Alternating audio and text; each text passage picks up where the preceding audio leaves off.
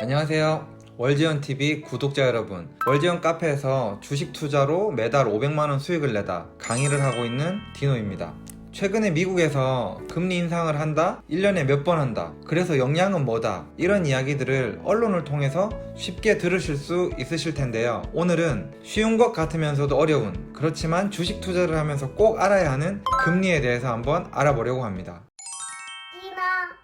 여러분, 이자율, 수익률, 금리 이런 말들 다 들어보셨죠? 다른 것 같지만 사실은 같은 말입니다. 사실 금리란 쉽게 말해 이자 정도로 이해하시면 될 것 같아요. 은행에서 A란 사람이 돈을 빌리면 그에 대한 사용료로 매달 체결된 이자율에 상응하는 금액을 지불하게 됩니다. 반대의 개념으로 A란 사람이 은행에 저축을 하면, 달리 말해서 은행에 돈을 빌려주면 은행은 A란 사람에게 상품 가입 당시 체결한 금리에 따라서 이자를 지급합니다. 이렇듯 금리는 우리에게 친숙한 개념인 이자의 개념으로 이해하면 쉽습니다. 금리는 우리가 알고 있는 경제지표와 일반적으로 상관관계를 가지고 있는데요. 하나씩 살펴보도록 하겠습니다. 요즘 제로금리란 이야기 많이 들어보셨죠? 금리가 지금처럼 바닥일 때 자산 가격은 꼭지입니다. 통계적으로 그렇습니다. 왜냐면 금리가 낮으면 기업이든 개인이든 돈을 많이 빌리게 되고, 그로 인해 시장은 유동성이 공급됩니다. 이 유동성은 부동산, 주식과 같은 자산시장으로 흘러들어가 생기를 불어넣게 되고 자산 가격은 상승하게 되죠. 반대로 금리가 오르면 시중의 돈이 은행으로 흘러들어가서 시중의 돈이 잘 돌지 않으므로 자산 가격은 하락하게 됩니다. 이렇듯 자산 가격의 바닥과 꼭지를 파악하기 위해서는 금리를 지표로 사용할 수 있습니다.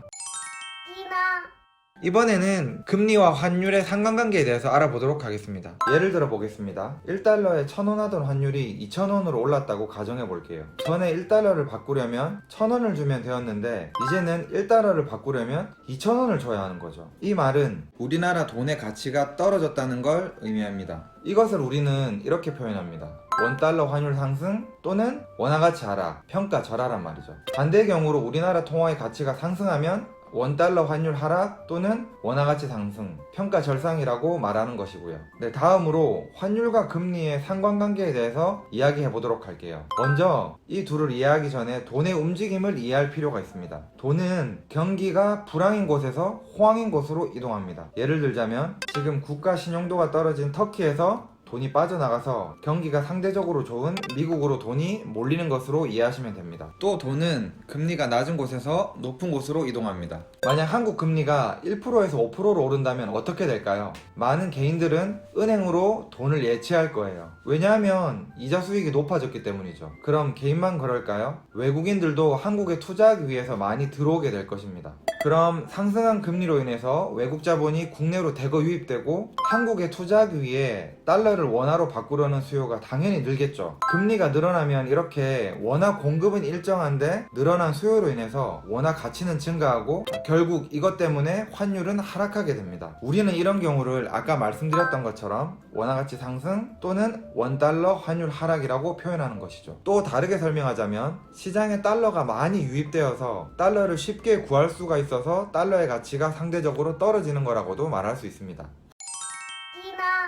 다음은 물가와의 상관관계입니다. 물가는 물건의 가격을 의미합니다. 만약 물건의 가격이 계속 오른다면 사람들은 어떻게 할까요? 아마도 모두 물건을 미리 확보하려고 난리가 날 거예요. 내일 물건 값이 오른다는 것이 확실하다면 그렇다는 말이죠. 사재기란 단어가 바로 여기서 나오는 겁니다. 사재기와 같은 초강세의 수요는 다시 물가를 올리고 이런 악순환은 계속 반복되고 상황은 더 심각해집니다. 그럼 사재기를 막기 위해서는 어떻게 하면 될까요? 여러분, 내일 오르는 물건의 가격보다 더 높은 금리를 지급하면 사람들은 사재기를 그만하지 않을까요? 좀 더 이해를 쉽게 하기 위해서 제가 예를 한번 들어볼게요. 오늘 라면 하나가 1,000원입니다. 그런데 내일은 라면이 1,100원으로 오를 거예요. 그럼 사람들은 라면의 가격이 1,000원일 때 사기 위해서 은행에서 돈을 인출하게 될 것입니다. 그런데 만약 은행이 금리를 물가가 상승하는 만큼 올려준다면 어떨까요? 금리를 올려서 은행에 1,000원을 예치하면 하루에 이자를 100원 준다면요. 오늘 은행에 있는 내 돈 1,000원이 내일 1,100원이 될 건데 굳이 오늘 라면 사재기를 할 필요가 있을까요? 내일 1,100원의 돈을 찾아서 1,100원을 주고 그냥 라면을 사면 되는 것이죠. 여러분, 금리가 오르면 사재기는 더 이상 일어나지 않겠죠? 물가가 오르면 물가 안정을 위해서 금리를 올리려고 하는 이유가 바로 이겁니다.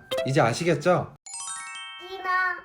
주식 투자를 하는 우리는 그럼 무엇을 해야 할까요? 저는 지금 시장은 초저금리로 인한 넘치는 유동성이 밀어 올린 장세라고 봅니다. 다른 긍정적인 영향들이 분명히 있겠지만 유동성만큼 큰 모멘텀을 준 것은 없다고 생각합니다. 그럼 우리는 무엇을 조심해야 될까요? 정답은 금리의 상승입니다. 아마도 시장이 가장 예민하게 반응하고 시장에 가장 큰 영향을 주게 될 것이 바로 금리 인상이라고 생각합니다. 요즘 물가가 급등했다는 지표가 발표되고 여기저기서 인플레이션 우려를 이야기하고 있습니다. 앞에서 물가와 금리는 어떻다고 했죠? 물가를 안정시키기 위해서는 금리 인상이란 카드를 쓸 것이고 이로 인해 주식과 같은 자산 시장에는 부정적인 영향을 줄 것입니다. 유동성 측면에서만 보면 바로 그렇다는 거죠. 하지만 무조건 금리가 오른다고 주식시장이 안 좋다는 것은 아닙니다. 사실 금리 인상은 경기 회복의 의미로 볼 수가 있으므로 거시적으로 보면 주가의 상승을 기대해 볼 수도 있습니다. 다음 시간에는 금리가 주가에 미치는 영향에 대해서 좀 더 자세히 알아볼 텐데요. 과연 금리 인상이 주식시장의 호재일지 악재일지 이것은 다음 시간에 제가 또 쉬운 설명과 함께 돌아오도록 하겠습니다. 모든 분이 진심으로 수익 나길 바라는 디노의 마음이 오늘도 전해지길 바랍니다. 시장을 이기는 투자, 우리 모두 부자 되는 투자, 디노가 응원하겠습니다. 행복한 투자 되세요.